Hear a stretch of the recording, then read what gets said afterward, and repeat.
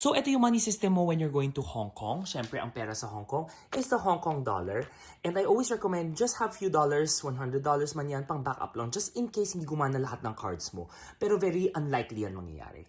Okay, so now when you're going to pay in Hong Kong, siyempre, ang pinakamaganda if they accept card will definitely be the Maribank card. Because sa Maribank, you get 3% off hanggang January 2026. Diba?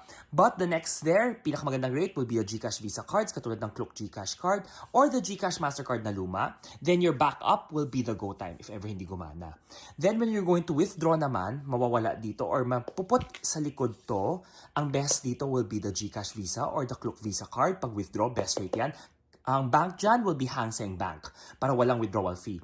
The GCash MasterCard is the second kasi mas maganda ang rate ng Visa compared to MasterCard. So when withdrawing, ito. When you're going to pay, ito muna. Okay, next, for credit cards, definitely the Z card 0% po yan. But you also have low forex cards where you can earn points, miles, and rewards depending on what credit card you have. So this one, may cheat sheet po, ilalagay ko dito sa taas. So you have a guide kung ano yung pinakamababang forex na credit cards. Then when it comes to transportation naman guys, pwede naman lahat ng mga cards when it comes to transportation, mga train or their tram. Ang one thing that I want to note lang, the GCash Visa card might not work in the transportation. So use your Maribank card if ever.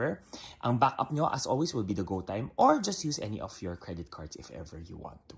But, as a quick explainer here, at saka pinakaalalahin nyo lang, if you're going to have this and this, pwede ka nang mag-withdraw, pwede ka na mag-pay, best rates talaga to.